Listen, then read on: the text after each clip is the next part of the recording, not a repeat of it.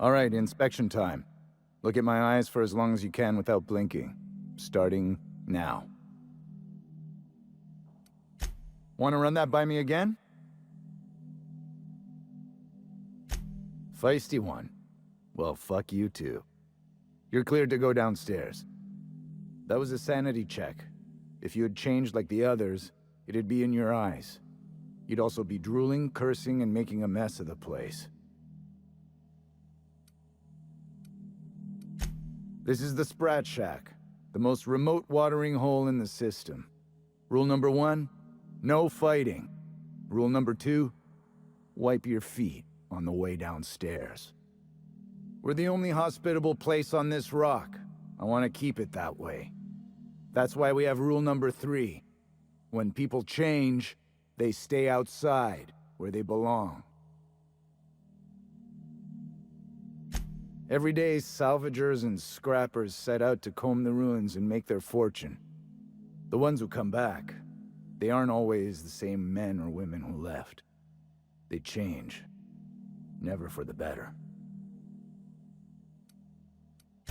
First, they get real twitchy and paranoid, shouting at folks who aren't there. Then they smell like they soiled themselves, on account of how they soiled themselves. After that, they're gone. Nothing but animals wearing human skin. Seen it happen myself. It's never pretty. Just don't ask me to dance. Something bad happened here. Spacer's Choice was developing chemicals. The kind with nasty side effects. Marauders outnumber the rest of us 10 to 1. Either they came from Gorgon, or something draws them here. I don't know which is worse. This place is under a dark cloud, stranger. That's all I know. If you want the history of the Sprat Shack, talk to Lex behind the bar. Bouncer, bodyguard, law enforcer. I make sure the Sprat Shack gets only the highest caliber of clientele. That's us. Well, I hope you look the other way just this once. We get a lot of brand-loyal corporate types, and a lot of cutthroat freelancer types. Both sides have their share of dirty scoundrels. And I hate dirt. This is a sublight bar, so most of our regulars come to plunder the old labs.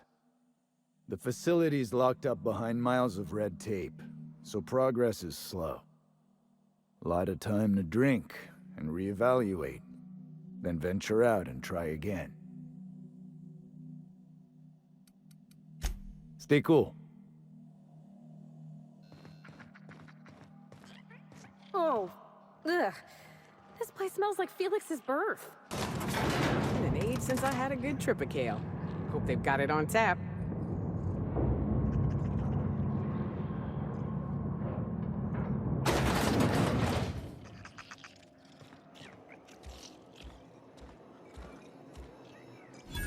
Welcome to the Sprat Shack.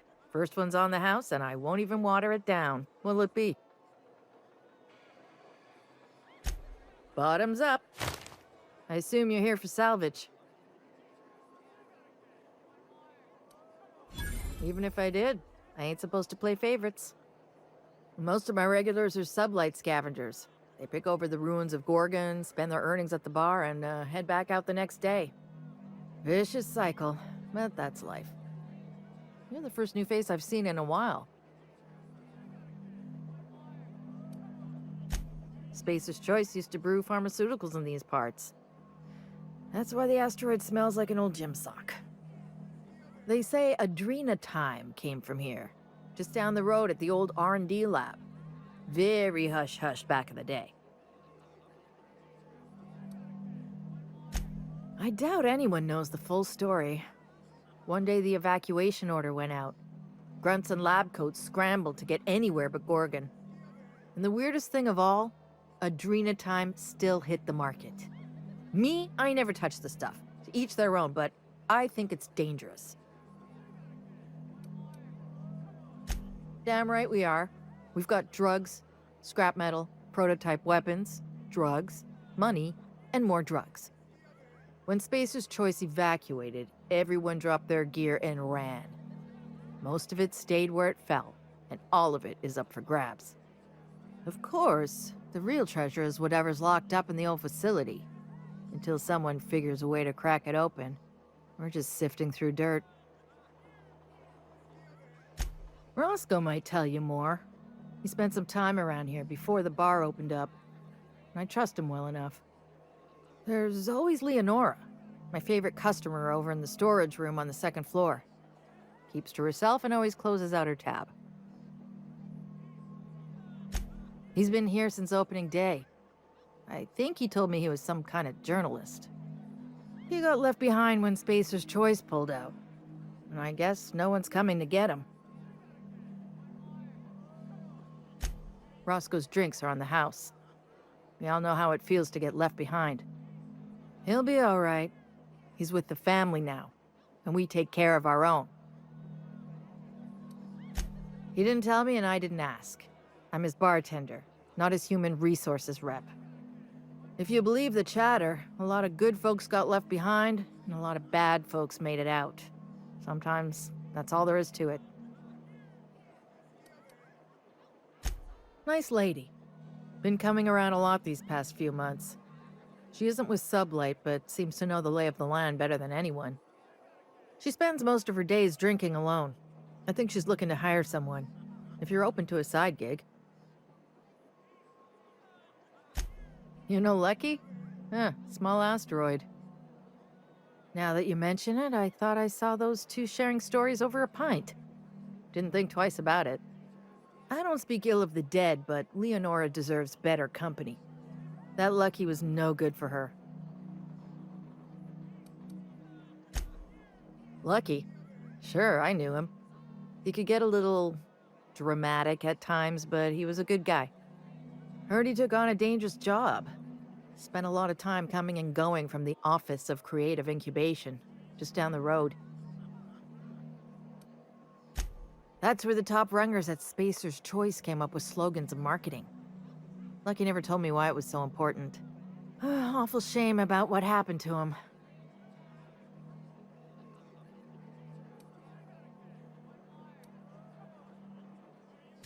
You know about that? Huh. Word must travel fast around these parts. Last I saw of Lucky was a few days ago. I went outside for a smoke and a stroll, and I saw this wild canid dragging a bloody limb. So I kicked the canid, scared it off.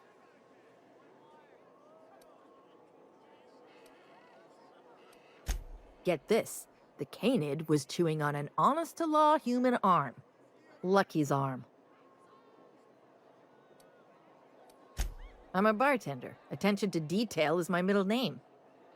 Anyway, the arm was clutching a phonograph that mentioned someone named Alex Hawthorne. I did some poking around, and this Hawthorne has a reputation among the salvagers who frequent the bar. So I packaged up the arm nice and tidy and sent it care of the Halcyon Parcel Service. They even gave me a discount on the hazardous waste removal stamp. I figured Hawthorne would want to know what happened to his pal. Help Lucky get his affairs in order, you know. Oh, I hate to see people go with unfinished business.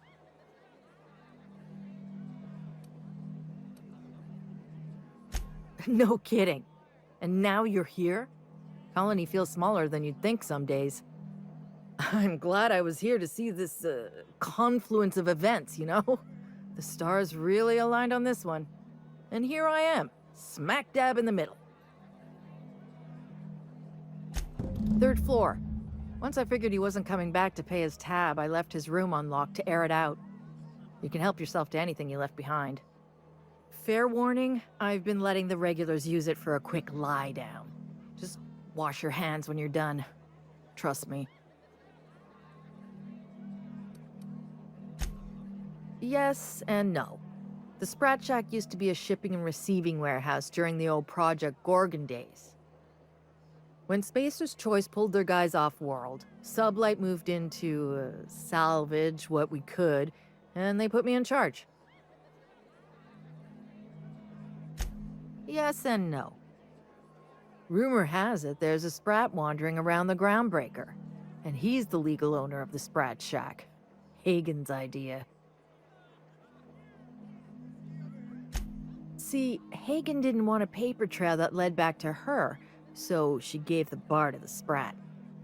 If there were any legal problems with this place, the Sprat would do the time.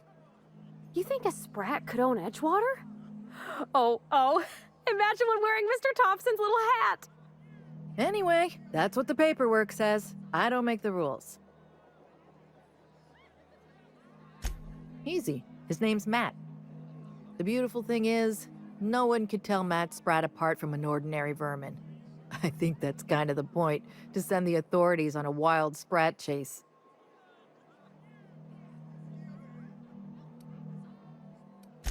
I wouldn't lose any sleep over it. The Sprat Shack's gone through a lot of title holders over the years. As far as business arrangements go, this one's a head-scratcher, but they say it's all above board, so that's what matters. Yes and no. We're doing a lot more than squatting. We're classing up the joint, keeping the riffraff outside where it belongs. They didn't even serve drinks until I arrived. Talk about wasted potential. Yes. And no. Again, that one was Hagen's idea. She told me that speaking in vague terms keeps you out of trouble. And I don't want any trouble in my place.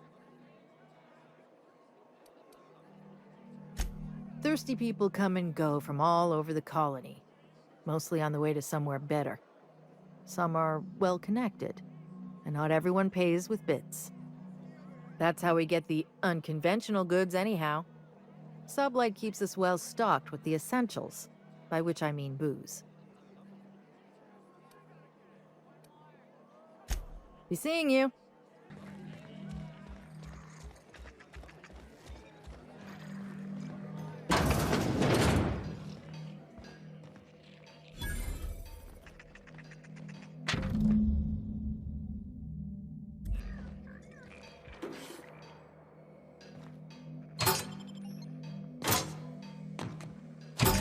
Won't they stick the preservative in before or after the eye comes out? I really hope this ain't a sign of things to come.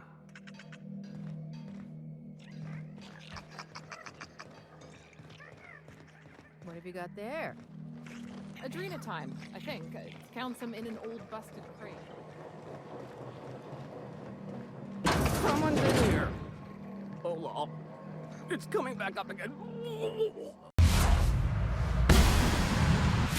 Oh, we go.